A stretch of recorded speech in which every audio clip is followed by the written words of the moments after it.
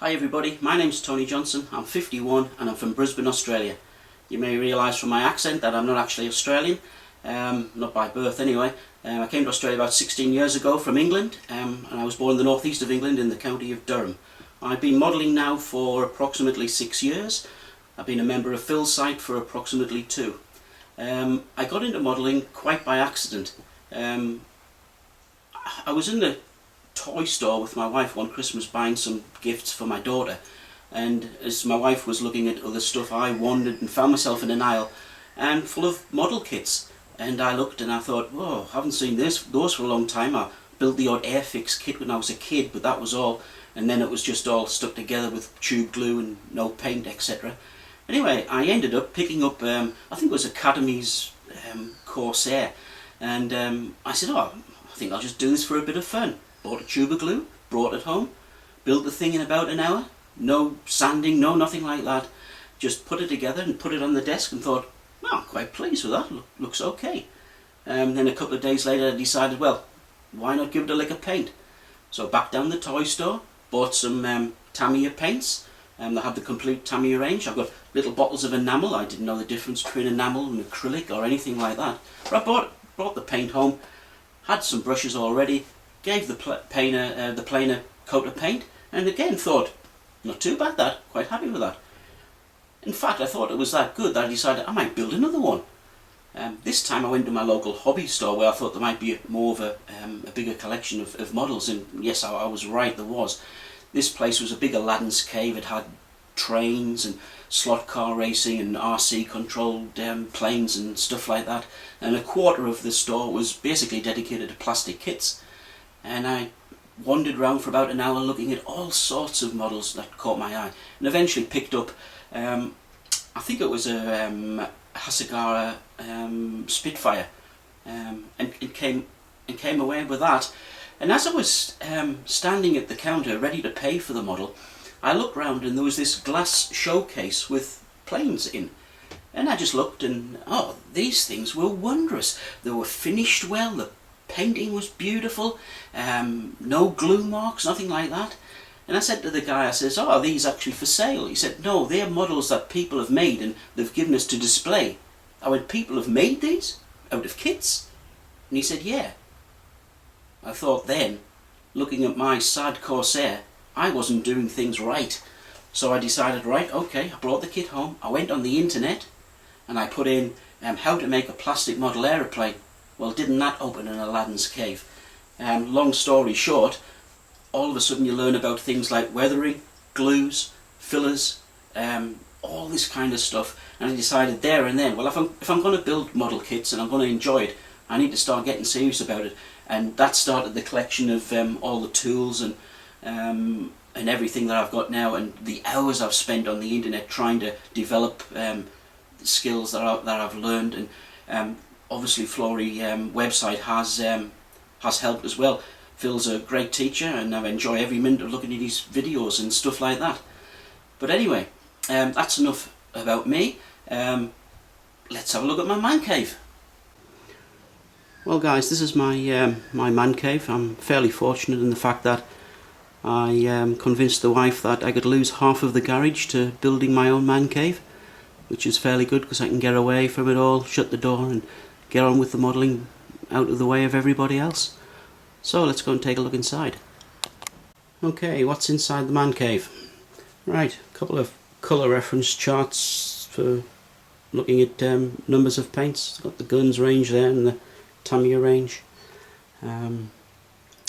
Plenty of paper towel for the odd mess here and there. Coming around, everything in this corner here is basically related to airbrushing. I started off with an Aztec airbrush, didn't particularly like that, and then on Phil's advice I then got myself the Evolution, and behind that is a Badger Renegade, which is my backup airbrush. You may notice that the both airbrushes are fitted with moisture traps. That's a bit of a necessity here in Brisbane with the humidity. Without those I was getting a lot of spitting, so yeah, a bit of a necessity. Coming down here, we have the usual trays of bits and bobs. That's hoses and spare parts for the airbrushes. Oh, cheap sticks that I get from the discount store, which I use for stirring paint. Sanding sticks. Not many of those left now. I might have to pay another visit to Phil's shop and get some more. My compressor, just a little compressor, but it does the job for me, no problem. Clear. Can't get Future here in Australia. Can't get Clear here in Australia, to be honest. That one came from New Zealand. Brought it back when I was on holiday, and I believe they've actually stopped making it now in New Zealand. So I'm not sure where I'm going to get my next bottle. Windex. I use that for cleaning my airbrush. It's fantastic stuff, and it's very, very cheap, especially when you're just doing a quick colour change. You just drop that in the cup and spit it through, and the airbrush is clean again. I do have some dedicated airbrush cleaner there, but I tend to use that when I'm doing a thorough clean of the airbrush. Matchsticks, again, I get those from the discount store. A bag of those, I think 500 was about $2, and I'll never use them in my lifetime for stirring paint, etc. Coming around here, here's my dedicated airbrush station with the extractor, which I knocked up myself. The extractor goes outside and into a large container. And coming around here, well, we have the usual array of bits and bobs, oil paints for doing washes, putties, glues, some needles for doing scoring and panel lines, etc. What we've got down here, well, we've got some tapes, various tapes, scalpel blades, some clamps, little boxes with things in. What's in this one? That's a punch set for punching holes. Another punch set, various sanding sponges and sanding cloths, a photo etch bender, more sanding sponges, calculator, then my main stand of bits and pieces, my paints. I've got a few Vallejo Model Air and a few Vallejo Colour bottles there. Surface primer, that's Vallejo, that's excellent stuff. I wouldn't use anything else now. A few Mr. Hobby Guns paints, Mr. Hobby Guns metallics, Model Master metallics, some Games Workshop Citadel metallics. I believe they are actually have changed now, and they're not called what they used to be called. So I'm going to have to do some investigating and see if I can get some more of those. Some Citadel washers. Very handy bottle opener. Get yourselves one of those, guys. My Tamiya paints. I don't have a big selection of paints. I tend to get all the Tamiya range and most of the Mr. Hobby range locally. Don't have to send away overseas for paints anyway. We're pretty good here. We've got some good model shops. Phil's Pigments, which I've been using a lot recently on my group build for the TARDIS, if anybody's seen that. The usual array of stuff. Some Microsol Microset, Micromask, Gator Glue, some CA Kicker, Surfacer, Mr. Surfacer, and Perfect Plastic Putty. This stuff's my best friend now. If you don't have any of that, please get some, it's great stuff. A little gadget there for holding pieces when I'm airbrushing. Here's my main work area. Couple of desk lamps to help the aging eyes, and then we have the usual stuff that we all have. Selection of paintbrushes, files, tweezers, clamps, cutting bits and pieces, silver pencils for doing weathering, lolly sticks. I use these quite a bit. I tend to stick parts to them with double-sided tape for painting, and again, you just get those from the discount store and throw them away. Wouldn't be without these guys.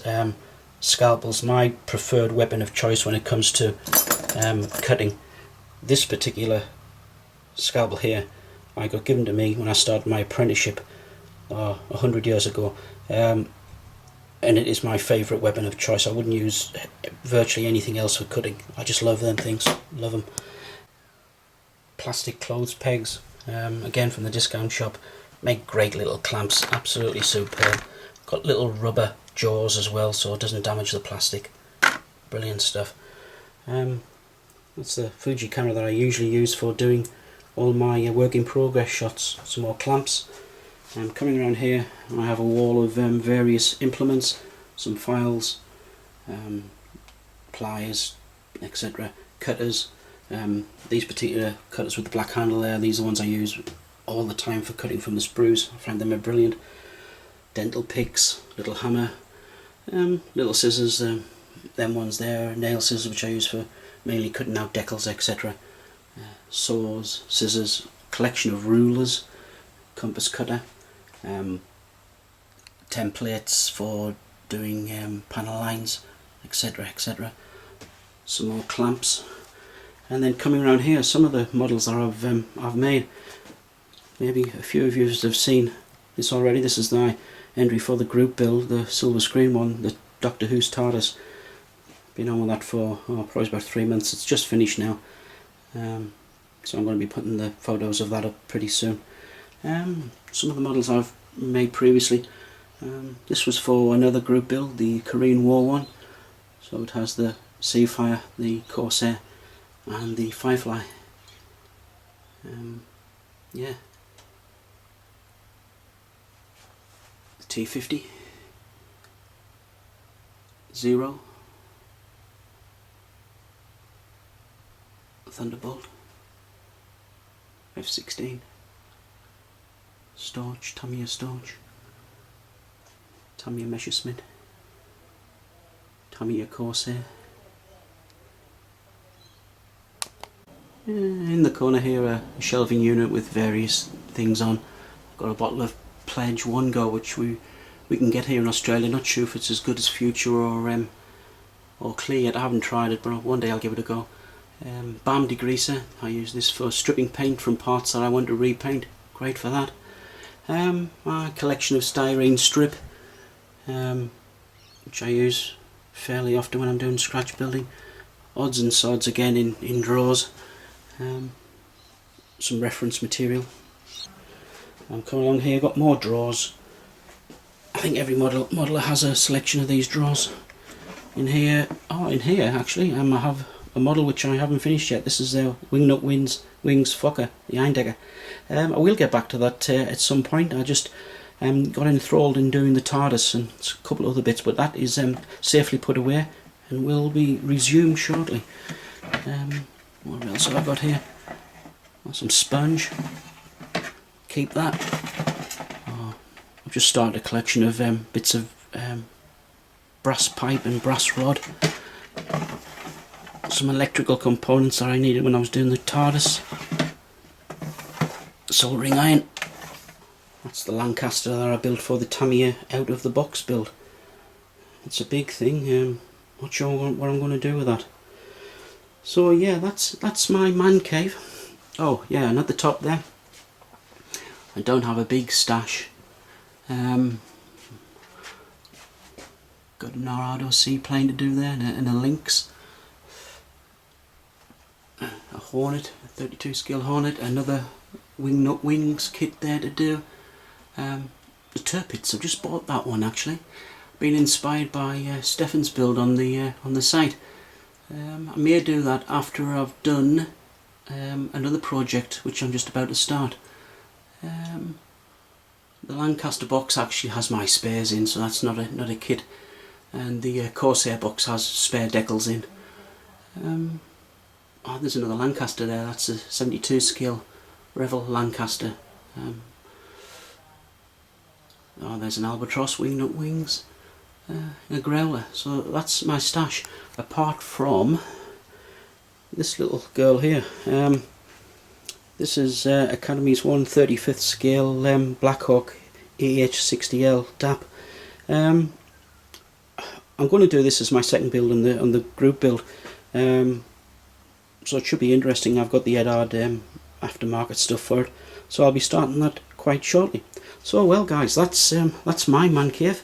I hope you like it, and happy modelling. Bye now.